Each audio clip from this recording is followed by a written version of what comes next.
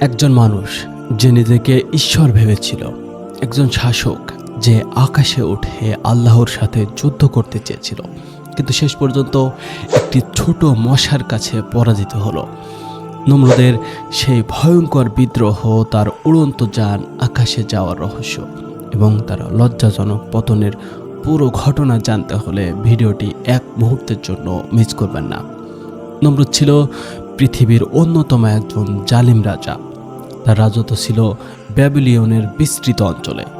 বলা হয় সে ছিল পৃথিবীর প্রথম 4 জন শক্তিশালী শাসকের একজন, যারা নিজেদের সমগ্র দুনিয়ার শাসক বলে দাবি করত। নমরুদ নিজের ক্ষমতা নিয়ে এতটাই অহংকারী ছিল যে সে নিজেকে প্রভু বলে ঘোষণা করেছিল। তার বিশ্বাস ছিল সে জীবন ও মৃত্যুর মালিক।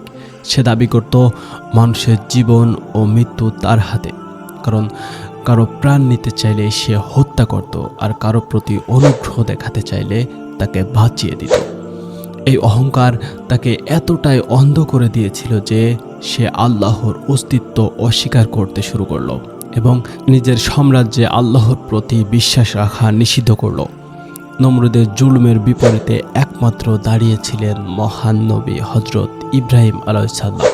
তিনি নমরুদকে আল্লাহর একত্ববাদের দাওয়াত দিলেন। একবার নমরুদ ইব্রাহিম আলাইহিস সালামের সাথে তর্কে লিপ্ত হল।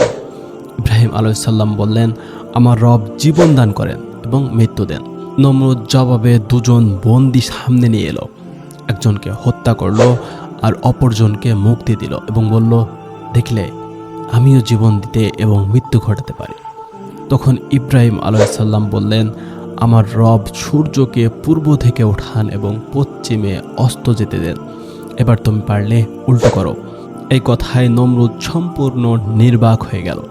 সে বুঝতে পারল যে ইব্রাহিম আলাইহিস সালাম তাকে এমন এক চ্যালেঞ্জ দিয়েছেন যার উত্তর তার কাছে নেই। কিন্তু তার অহংকার এতটাই বড় ছিল যে সে সত্যকে স্বীকার না করে বরং ইব্রাহিম আলাইহিস সালামকে হত্যা করার পরিকল্পনা করল। নমরুদ নিজেকে ঈশ্বর প্রমাণ করতে চেয়েছিল, কিন্তু ইব্রাহিম আলাইহিস সালামের কথায় সে নিজেকে দুর্বল অনুভব করলো। তখন সে এক অবিশ্বাস্য পরিকল্পনা করলো। সে আকাশে উঠে গিয়ে আল্লাহর সাথে যুদ্ধ করবে। সে বিশ্বাস করত যে আকাশের উপরে যদি কোনো সৃষ্টিকর্তা থেকে থাকে তাহলে তাকে পরাজিত করতে হবে। এজন্য সে এমন এক যান তৈরি করার সিদ্ধান্ত নিল যা তাকে আকাশে নিয়ে যাবে। নমরুদ 4টি শক্তিশালী ঈগল ধরে আনলো এবং তাদের প্রশিক্ষণ করলো। সে একটি কাঠের বিশাল বাক্স তৈরি করলো, যার মধ্যে সে নিজের জন্য সোনার একটি সিংহাসন স্থাপন করলো। তারপর সে বাক্সের 4 কোণায় 4টি বিশাল ঈগল বেঁধে দিল। পরিকল্পনা ছিল ঈগলদের উপরের দিকে টেনে নিয়ে যেতে হবে। এজন্য নমরুদ ঈগলগুলোর সামনে দীর্ঘ কাঠি দিয়ে মাংস ঝুলিয়ে রাখলো। ঈগলরা যখন খাবার ধরতে চাইতো তখন তারা ডানা চাপড়াতে এবং বাক্সটিকে উপরের দিকে নিয়ে যেতে থাকতো। এই কৌশলে সত্যিই নমরুদের উড়ন্ত যান ধীরে ধীরে আকাশের দিকে উঠতে লাগলো। সে আনন্দিত হয়ে ভাবল সে সত্যিই আকাশে পৌঁছে যাচ্ছে।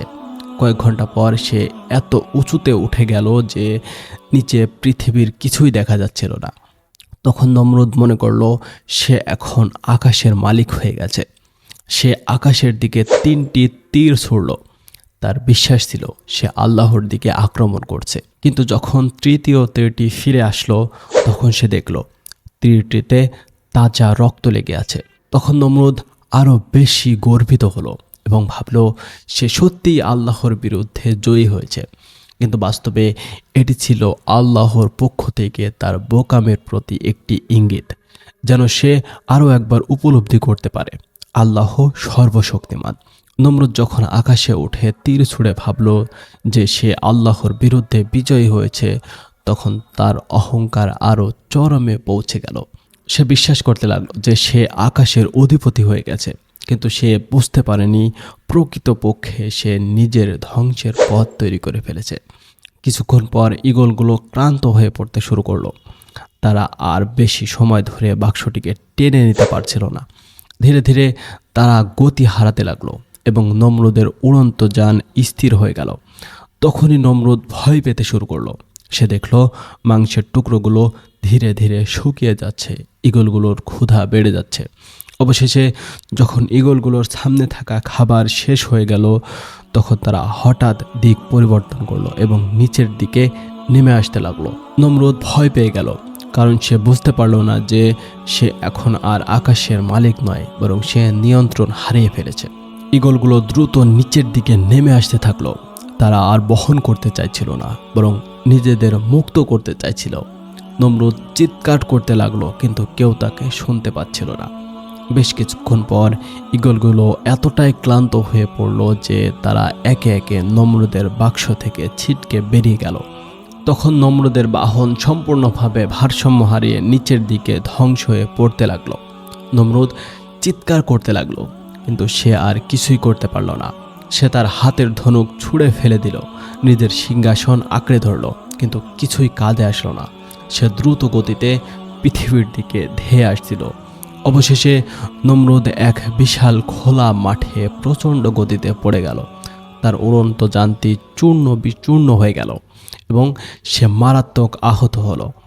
তার দেহের হাড় ভেঙে গেল এবং সে যন্ত্রণায় কাতরাতে লাগলো। তার সৈন্যরা দ্রুত দৌড়ে এলো, কিন্তু তারা তাকে দেখে অবাক হয়ে গেল। এই সেই নমরুদ যে নিজেকে ঈশ্বর বলে দাবি করছিল, এখন মাটিতে পড়ে ছটফট করছে। তার রাজ্যবাসী বিস্ময়ের সাথে দেখছিল কিভাবে তাদের রাজা আকাশ থেকে নিচে পড়েছে। নমরুদ তখনও ভাবছিল সে বেঁচে যাবে এবং আবার শক্তি ফিরে পাবে, কিন্তু সে বুঝতে পারেনি তার শেষ সময় ঘনিয়ে এসেছে। কিছু সময় পর নমরুদ আর আগের মতো শক্তিশালী ছিল না।